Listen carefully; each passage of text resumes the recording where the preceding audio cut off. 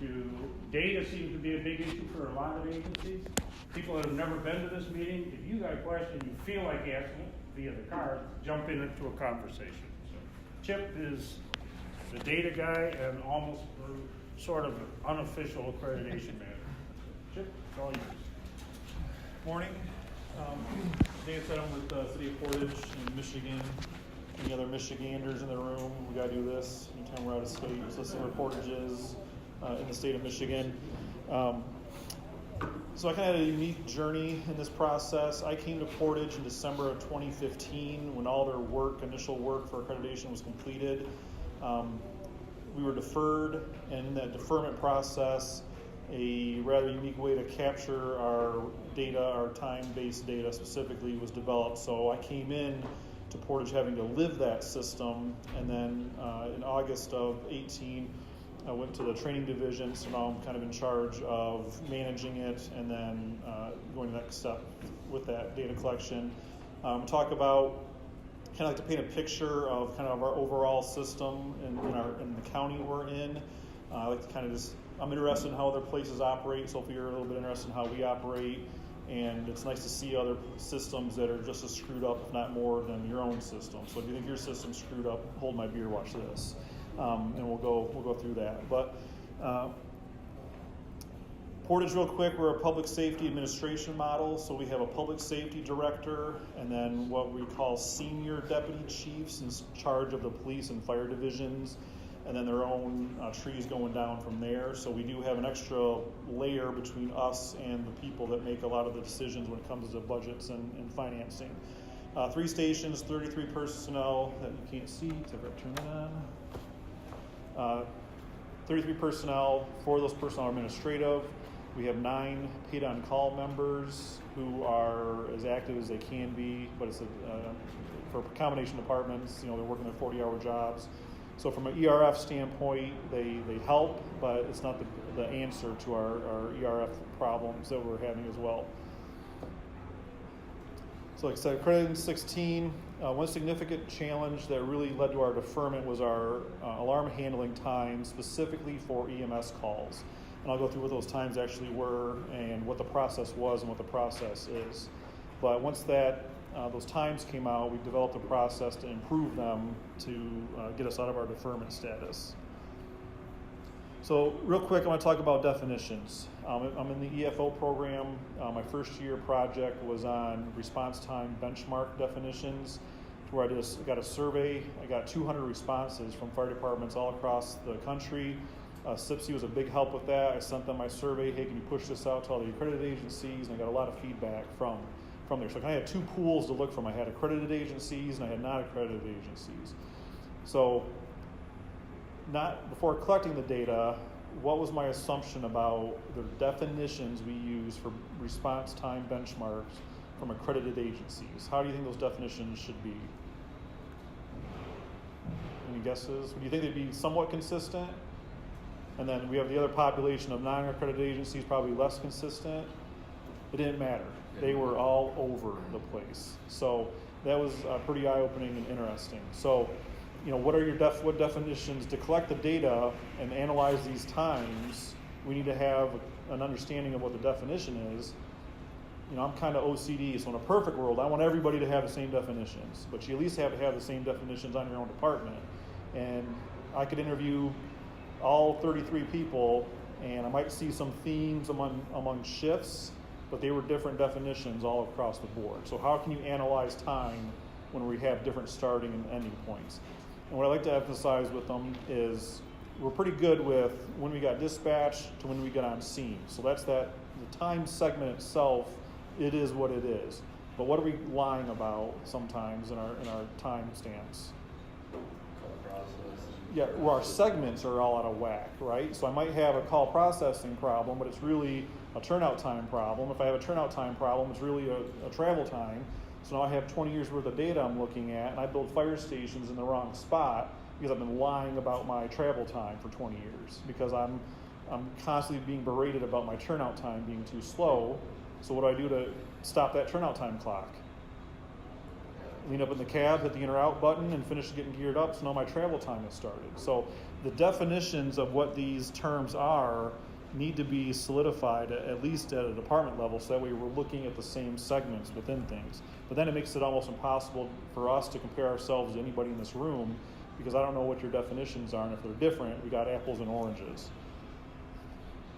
So real quick, our big problem was the EMS call processing. So we really focused on that specifically. So to give some background about how, and this is true throughout Kalamazoo County, all the fire agencies in the so dispatch services in Kalamazoo County, the Sheriff's Department has a, if you can't read it, I'm sorry, but the Sheriff's Department has a dispatching center. They dispatch for 20 different jurisdictions and 20 different agencies. So it's a pretty big load on them. The City of Kalamazoo, Public Safety, they're a true public safety department, fully integrated, police, fire, EMS. Last we knew, they're the largest public safety entity in the country with 240 officers. They dispatch for themselves. So they dispatch police and fire separately, but it's one jurisdiction, kind of two agencies within that one. Kalamazoo Township is a smaller township. They have their own, to where they dispatch their own fire department, their own police department, and a neighboring fire department.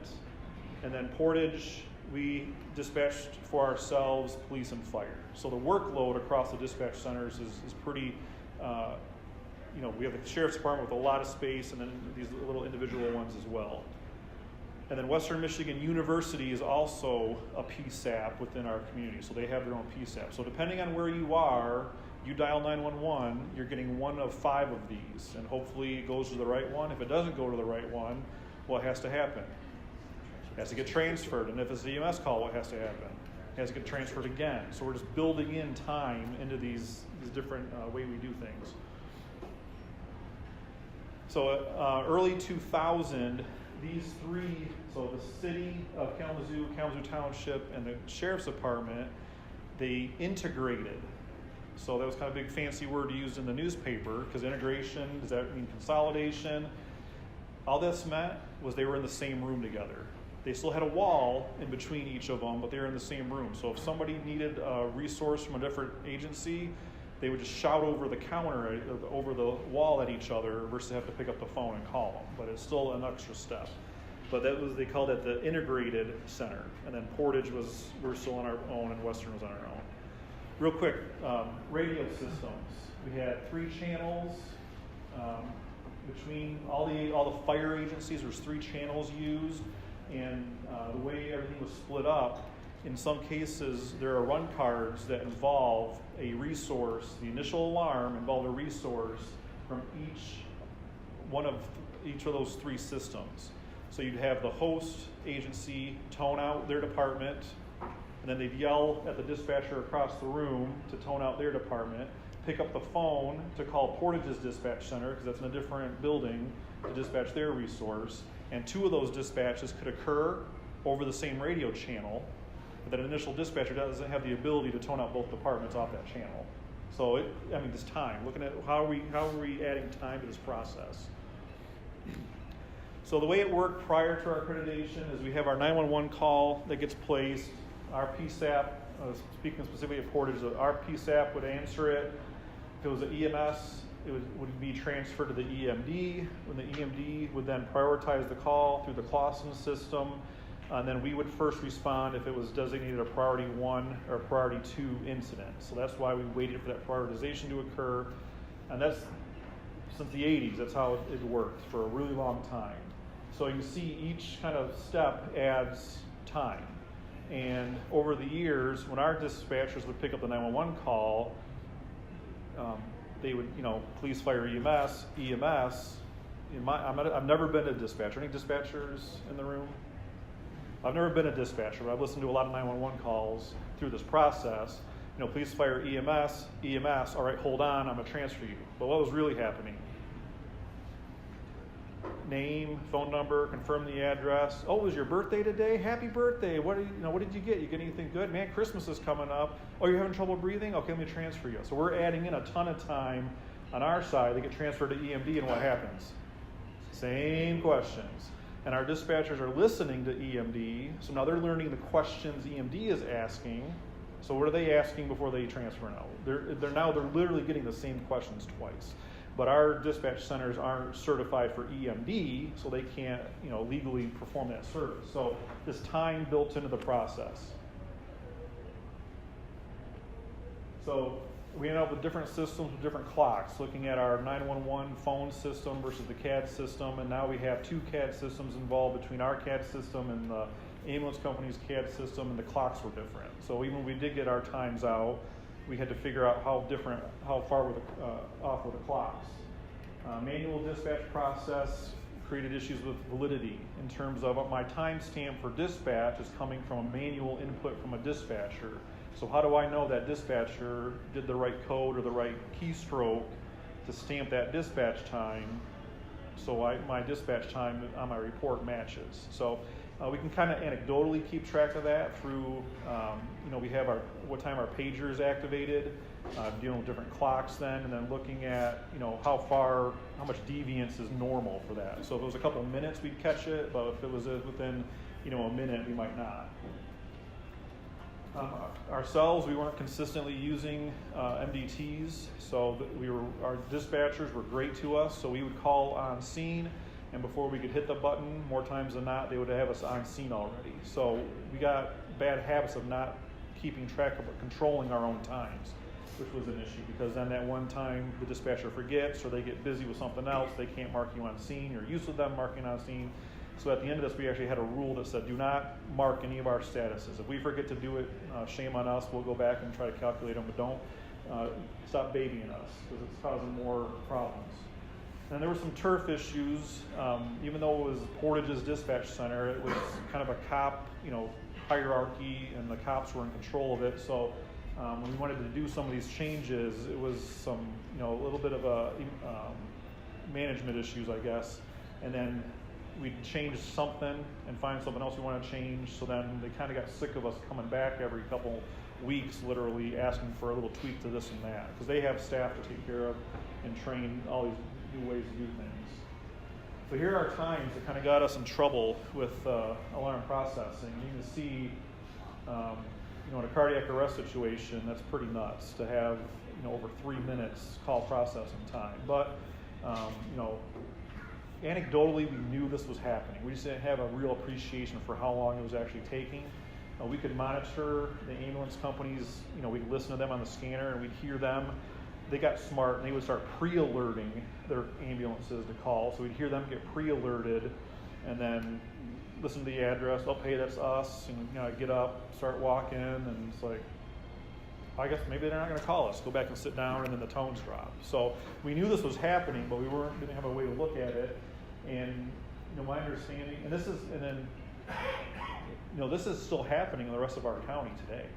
It's the same process, but they haven't gone through the accreditation process, so they're more. We let them know it's happening, but just due to whatever reasons, it's still happening for them too. So these are the times that when our site team came in and had some real apprehension with.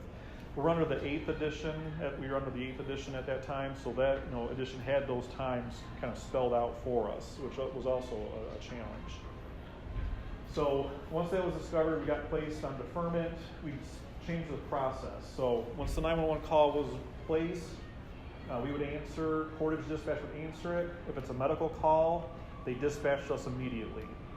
And then they would transfer to EMD and get the prioritization.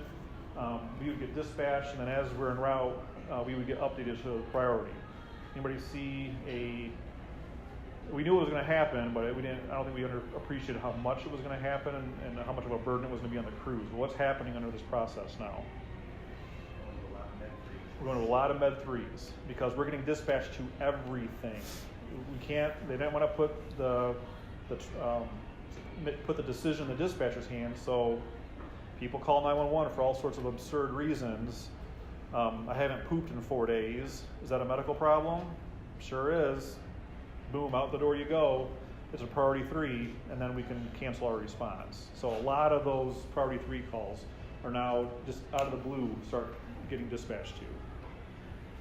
So, but based with the changes, that first year was a pretty significant difference, and then we're kind of sliding.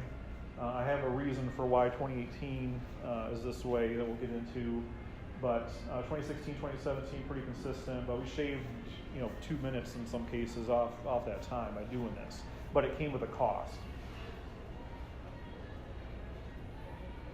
So like I said, we had to retrain the dispatchers. They weren't used to doing that. And then in listening to 911 calls, those old habits die hard, to where they're trying to do us a favor by getting as much information as they can initially. We kept saying, just get us out the door, and then we know it's a medical. I'm not, we respond with a certain vehicle that way, a certain way that way. I don't get too excited if it's a hangnail or trouble breathing. I mean, a medical's a medical. We'll get out the door and then provide us this extra information after you get us out the door. So, big training process with them. We talked about we were dispatched to a lot of additional calls now, and we're the only agency within Kalamazoo County doing this. So it's a change. It doesn't really affect them per se, but it's a change, it's a difference, and if we're doing something differently, why aren't our neighbors doing something differently, especially if it's to fix the time challenges we found. So based on 2017 numbers, there's 880 extra calls that weren't there the year before because of this protocol, this responding to priority threes. So a lot of extra calls added, and they're coming at 3 in the afternoon and 3 in the morning. 114 of those calls we continued in and provided some type of patient care. So even though we legally didn't need to go in, based on the information, our protocol is if grandma's been laying on the floor for 20 minutes or 30 minutes and she doesn't have any priority symptoms, that's a priority 3. And some of our guys are like, you know what, I'm not going to let grandma go lay on the floor any longer than she has to, so I'm going to go there and handle that. Where before we never would have been dispatched to it. Now we're getting dispatched to it. Now there's this kind of moral, ethical thing going on, depending on what it is. If it's vomiting, blood, or vomiting, or digestive issues, nobody goes anything because they don't want to expose themselves to it. If it's a priority 3, so 114 times it was patient care. 94 times we continued in to assist the ambulance, but 671 we turned around. So think about mechanicals, wear and tear on the equipment, sleep cycles. This is terrible on sleep cycles. We still have this issue, but we're going to be fixing it in probably May or June. But right now, if Station 1 gets dispatched for a medical call, Station 2 and 3's notifiers go off. So at 3 o'clock in the morning, I could be at Station 3, get one of these 800 or 600 canceled calls, get woken up for, and I don't have to move a muscle. So we are rectifying that in June, but it's just a lot of extra cost to this process.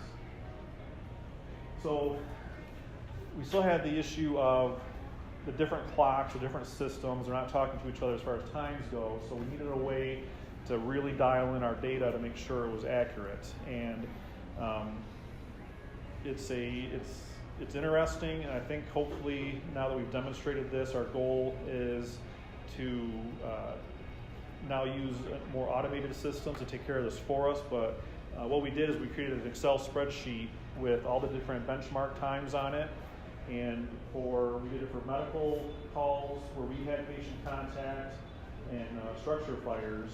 But the crews would come back from those calls, log into our audio system, listen to the 911 call, benchmark those times. When the call was placed, when it was answered. For medical calls, when did our dispatcher transfer it? When did their dispatcher answer it? How long did it take to get prioritized? What time were we dispatched? In or out, on scene, and clear. All listening to audio and typing in times in an Excel spreadsheet. So any issues of error in there. You think of that many calls, 3 o'clock in the morning, whatever, there's a human element to that. The other thing that, part of my EFO paper, is if I call on the radio, I'm on scene. Am I really on scene? Maybe I am, maybe I'm not. What's your definition? If you're on scene, definition is wheels stopped. Am I making that radio call when wheels stop? So like I said, I'm a little OCD. So, but people call en route a little bit earlier, going out a little bit earlier. So there's still a validity issue with what your times are collecting, but we were reliable in that we were using the same system to capture them and measure them.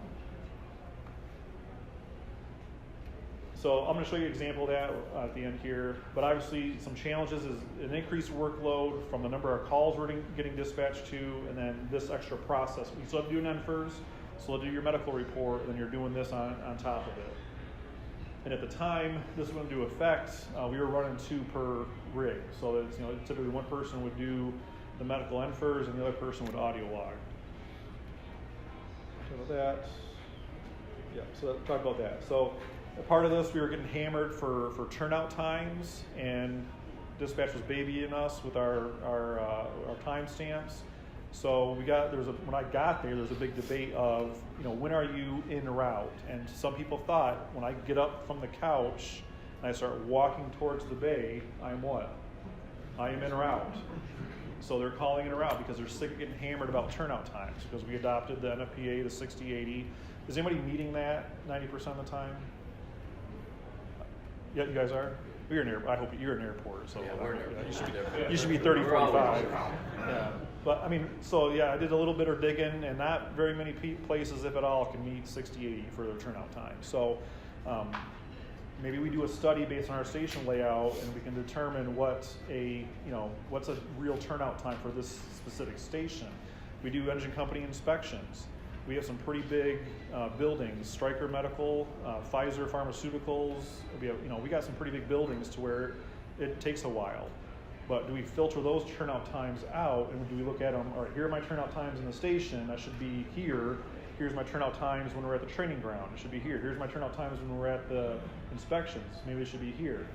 They're all lumped together. So that was an issue. We got that more hammered out now because we're using the MDT. So at least some of our shorter guys have to at least physically climb up in the cab to hit the button. But we're using MDTs exclusively now. We now have consolidated dispatch. So we've solved some of those other challenges I alluded to, but we've created new ones in that we don't have direct access to those data anymore. We're relying on they're a completely separate entity. There's no government controls them. They're their own board of directors, the whole 9 yards. So we can't just go up. They're pretty good with us so far, but we can't just walk down there and demand something, because they could say no, and then we don't really have a recourse other than the politics of it. So our process for them is unique. So they're dispatching for multiple fire agencies, but we're the only ones who want to get out the door as fast as we can. And there's been a lot of inconsistency with that. So now, central dispatch, 24 jurisdictions, 27 different agencies being dispatched out of there, including the cops. And then the radio system is scaled down. So now, that earlier scenario, they can tone everybody they need to tone out at the same time. It's a simulcast system. So we've really cracked down on that issue. But the EMS process is still the same. There's long-term discussion about getting that center to be EMD, but they're not even fully staffed yet for normal operations, let alone that. So that is a long-term conversation and a logical one. So hopefully we're looking at, with the CAD being more solid now, being consistent, to using that as our times. We had a meeting with dispatch. I guess the phone system they have, you literally have to sit down at one specific computer and it'll print you a report for those benchmarks, but it doesn't, from what they tell us, transfer to CSV is something we can download easily, so that's going to be a challenge. They showed us a report that showed the time between call creation and dispatch. Well, call creation time for them is they might pick up the phone, 911, what's your emergency? Do you have any directions to the zoo? Well, they wouldn't create a call for that. 911, what's your emergency? My house is on fire. They're supposed to hit a button, which creates that call in CAD, but that could be an inconsistency we'll find. Something that could control that is CAD's required for our dispatching now. So, because when we were a Portage PSAP, they would actually dispatch us before they put anything in CAD, because it's a Portage resident calling Portage dispatch. They're pretty sure the call's from Portage. The border streets, we got burned a couple times, because if they would have put it in CAD and verified it, they would have known it wasn't ours. It was across the street in another jurisdiction. But with consolidated dispatch, they got to get the call in CAD, because one dispatcher is dispatching for 26 agencies, and they have no idea where the lines are. So that will help them have to use CAD a little bit more reliably to get those benchmarks time. Eventually, we're looking at automated dispatching, so where CAD's doing the dispatching. So when that dispatch stamp goes on the CAD record, we know for a fact that's when our time is out. We're using Active 911 right now, so that time that comes through, we basically know if our Active 911 goes off when the tones drop, we're within that margin of error. But sometimes we'll get a call, tones never come through, call, hey, what happened? Well, it got canceled or whatever. So that's kind of been of a benefit, a help to us as well. We're looking at, anybody use First Watch software? We're looking at, that's a software that'll grab data from your RMS, your CAD. We're talking with the hospitals even, and kind of tying everything into one system you can look at. So it's a third-party thing. It's pretty expensive, but we're looking at that or something similar to help us look at real time these different times. So if we can get everything automated and linked into a system and know how that system's getting its data, we'll be better prepared to explain how we're collecting and coming up with these times. So any questions so far?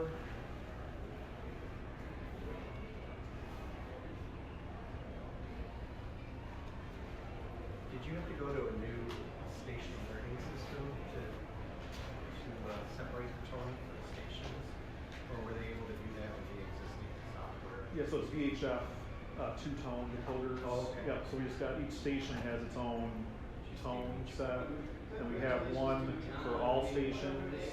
And then we went kind of the extra step and did a special structure fire tone, so that way the off-duty personnel and our on-calls, because if you're an on-call and you're on your shift, you're getting those same 800 extra calls as well, where we don't require them to go to those calls, but we want them to obviously the structure fires are our ERF calls. That's basically a tone for them where they can kind of set it and forget it, and if they go off, they know it's something we're going to really need them on. So,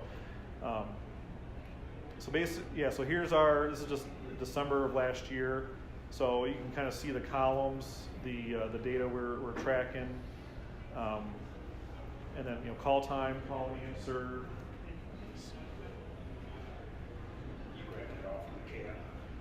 No, this is a guy. They're listening to the radio traffic. They're Just a spreadsheet. The guys in the station. Good. Yep. So they listen to the radio traffic, and then they're just punching these times in as they hear them happen. So, Into the spreadsheet they punch them? Yeah. So like I said, there's human error. We have the formulas built in, so if the time's really screwy, they would hopefully see that. But even knowing what your definitions of some of these fields are, what's the point of call transfer when you hear the other phone ringing or you hear the first phone dialing, and then you have potentially 30 different people doing this. It's important to get those definitions up front. We're talking seconds in most cases, but it could be a little bit more if something screwy is going on. And then our times, even though they're in our report, so we're in a safe space here, but I had an issue with this is because I have this set of times here. Does this match my NFIRS now? No. Do I go back and change my NFIRS? No, we're already asking a lot for them to do this. They'll string us up if we ask them to go change your NFIRS time. So now I have this data log with a certain set of times. I have my NFIRS with a different set of data times. So to me, that kind of bugged me, but it is what it is. So that means we can't run reports out of our RMS for these calls because I got to use this data set here. So this was per shift, per station, per month. And then at the end of every month, they would get compiled into one giant spreadsheet. And at the end of every year, we compile those 12 months into one annual spreadsheet to come up with our times for our ACR. So we're still doing this today, but we're hoping with consolidated dispatch and some of the processes with we can't audio log our 911 call time and our pickup time anymore because we don't have access to listen to those anymore. So we're relying on those times to come from them anyway. And then everything else can come from CAD. It's up to us to make sure we're hitting our benchmarks when we're supposed to, and that dispatch is somewhat consistent when they're hitting their dispatch button and their call start button. So That's the end goal. But I mean, for 3 years, you know, the guys were doing this with everything we found going on. But, now, Grand Rapids was in a similar boat with the EMS call processing because it's basically the same system. Same type of system. Yep. We're waiting on that ALS EMD center to code it. You know, so some of the debate we've had internally, and I appreciate the conversation here, is even when we had our own dispatch center, we didn't control EMD. So we didn't control it. Yeah, it sucks, it's 3 minutes, but if I can't control it, you know, what do I do to change it? It is what it is. You know, why isn't the entire county doing this now? Because we've identified, you know, 3-4 minute call processing times for EMS calls. Why isn't everybody doing it? Well, the medical, you know, director, let's look at outcomes. You know, are people dropping dead in the street? No. Is it the best service we can provide? No. So it's kind of, you know, in the middle. But are outcomes changing because of this call processing time? We're trying to look internally of the priority 3 calls we do go in. Are outcomes changing because we did go in versus we didn't go in? And have this debate. So somebody's bleeding, for whatever reason, it gets made a priority 3.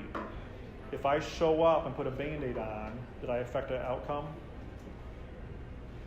Some people say, absolutely I did. Well, I could have sat there and bled for 4 days and not died just because you came to put a Band-Aid on my finger. Did my medical outcome change? And trying to determine if that's a yes or a no is pretty complicated and hard to do. But we got some, you know, some really, they want to do the right thing, and so they're going in for every little thing. Other crews are, once they hear the word priority 3, they're done. So now from a consistency standpoint, I know you came in for my grandma that had a priority 3. You didn't go in for his grandma that's a priority 3, and something bad maybe did happen.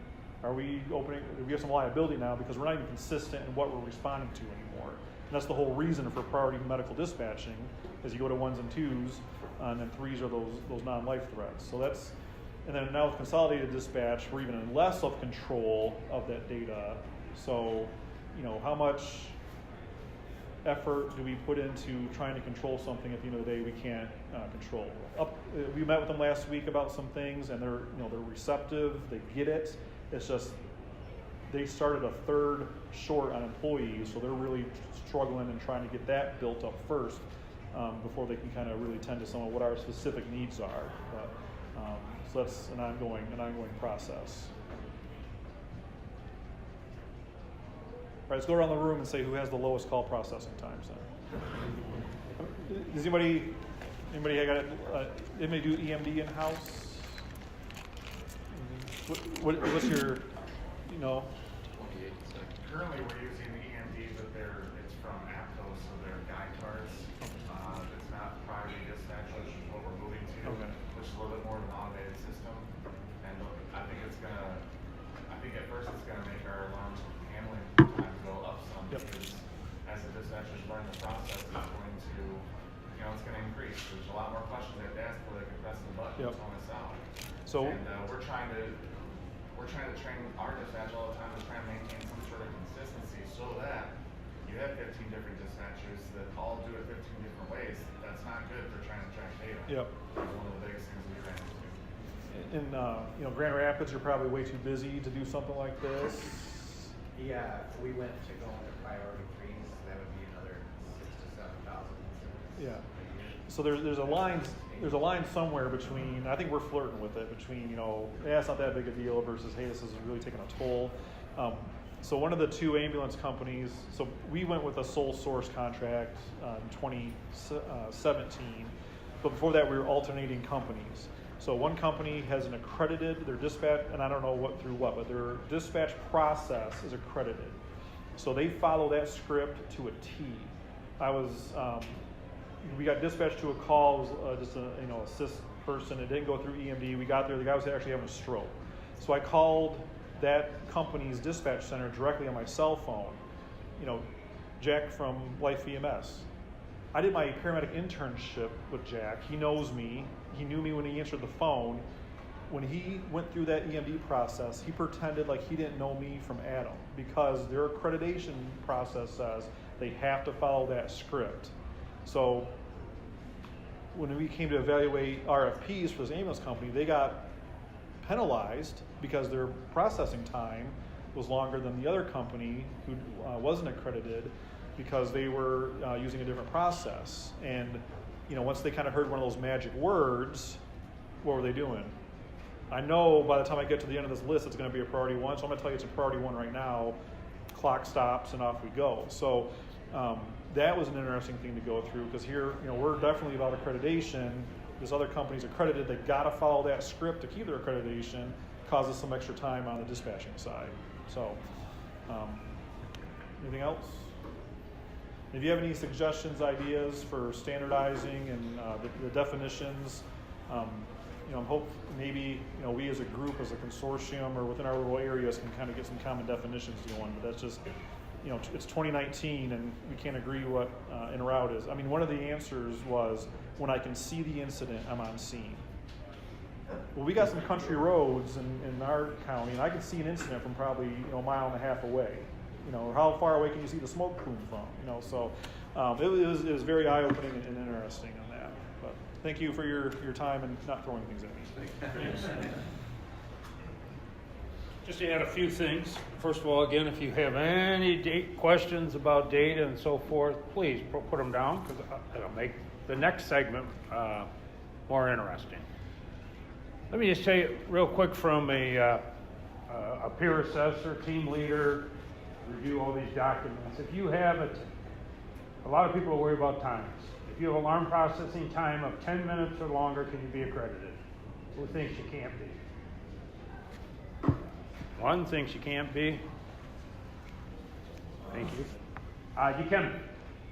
There is, especially with the newer edition. I've seen what I think on my based on my system. I've gone out and I've seen agencies that their alarm processing is so out of whack. It has never affected their accreditation, ever.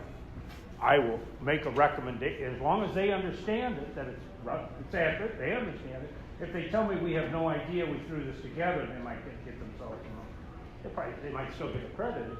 But the times itself, if you believe that, hey, we got a 10-minute, we can never be accredited, you're wrong. That by itself will not do it. We will make a recommendation. Hopefully you're working, you realize it doesn't meet best practices, it doesn't meet anybody's standard, I don't care. Nina, EPCO, or whoever, you realize it and you're doing something about it. As I said to start this meeting, and I also speak from CFAI, so people have been around in the accreditation saw in previous editions. They, 90th percentile goal based upon 1710, and they would tell you the 70th percentile. It was sort of considered at that time under the old edition, I don't want to say a failure, but there were big issues. And I know travel time under the old edition was 512, I think. Right? 512. Those things have been removed from the new editions. And I can tell you I've dealt a lot with Carl, who's the head of accreditation. And if it's up to him and he's making the recommendation to pull the charts themselves right out of the T report. He believes if you understand it, your AHJ understands it, your community stakeholders, your citizens say, hey, we're only willing to pay for 8-minute alarm processing time, that is acceptable. So, I guess I want to do that. What else on alarm process? Oh, I was just going to say real quickly, if you are missing a piece, which really gets me is the great times. And I've been wrong. There's a couple agencies in this country that have phenomenal times. But I can tell you I've also dealt Orlando. I dealt with Orlando about 5 years ago, went down there, which I think is very high. Theirs was 4 minutes and 40 seconds alarm processing time. They knew it. They got credit. And they knew it. They were making improvements to try to improve it. Good. Keep it up. Other people, yep. So one thing I forgot to mention was, now that we've gone down this rabbit hole, it's going to be hard to get out because to tell, my administration, we saw this problem, we fixed it by making these changes. Dave just said we can go back, we can be 6 minutes slower now, he just said, and still get accredited. The will for them to say we found something, fixed it, we're gonna go back to what it was, or maybe worse, is hard to stomach. So that's really our challenge now is, even with our maybe improved data collection capability, we've shown we're getting out the door faster. We don't have to because we can't control that piece, but you don't read about people regressing in a component, and that's what's gonna happen. I'm gonna pick on you, Chip. Glad you jumped in. I think when I was reviewing your annual compliance report, you're missing the primary piece set, is that correct? 100 times, or if not, doesn't matter. That is a commonplace. Say you're at an agency.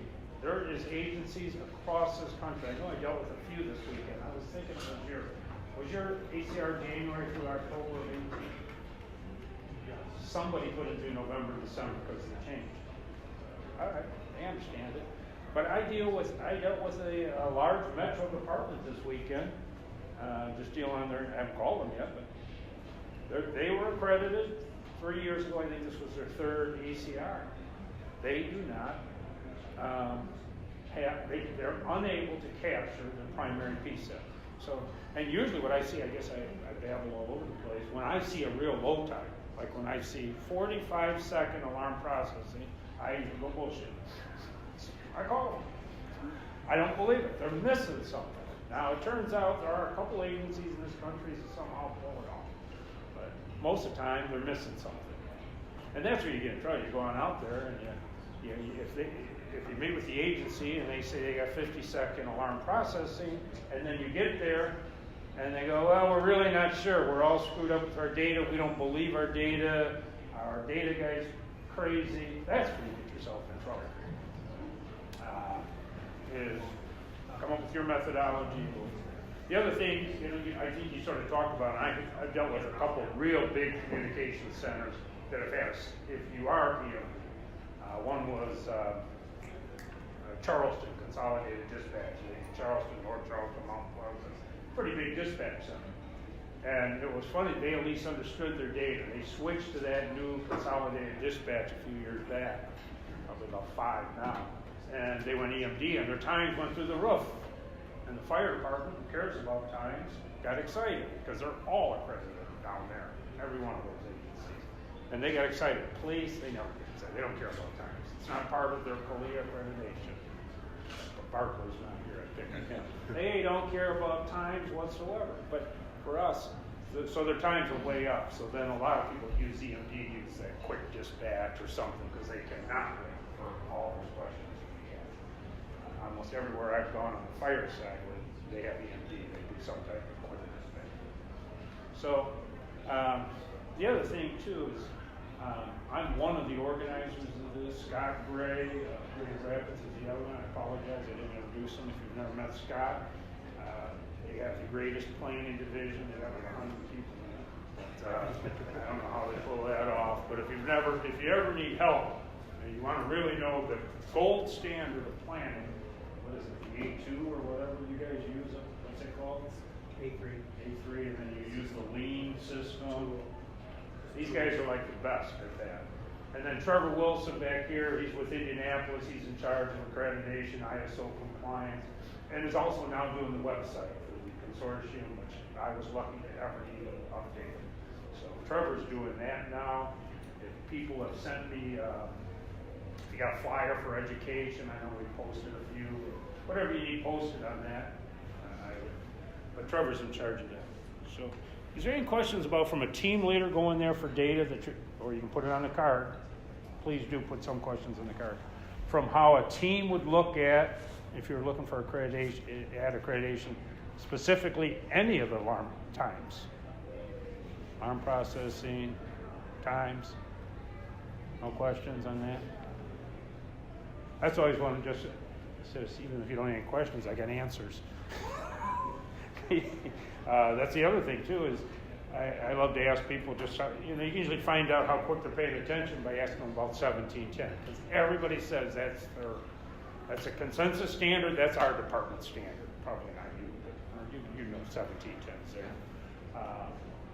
Everybody says that, but they had a major change in 2010 when they switched the end of alarm. Where you were talking about, Chip, about the definition. Know what your definition is. Because 1710, it used to say prior to that, and correct me if I'm wrong, any people that really follow it, alarm processes used to end when they're done talking, and they were done when they're complete notifying the station. And then 1710 changed it into the 2010 version to it ends the minute I notify the station. I can talk for the next 10 minutes, but it isn't back here. So usually as accreditation, managers, chiefs, people that are following that, people should know that. Doesn't matter if you're part of your methodology. So I guess what we're going to do, unless anybody has any questions, what time is it? That's not my phone. Well, we're right on time.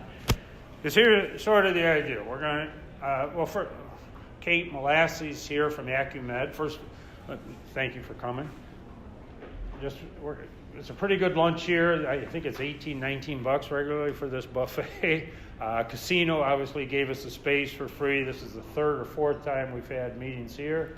They've been great with us. They gave us a discount price, but then AccuMed has agreed to pick up maybe a large portion of it, and Midwest is paying for the rest, so everybody's going to eat for free today.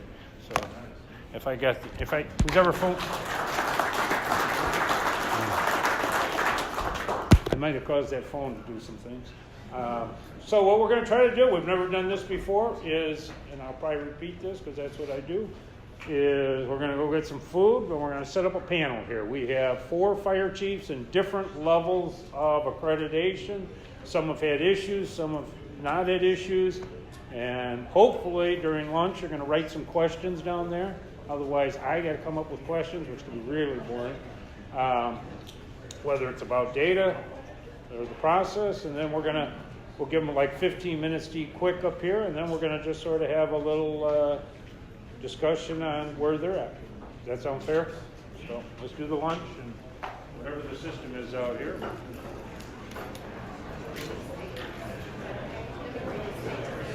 Oh, she's going to release tables. You guys are up, so go ahead. Table number 1.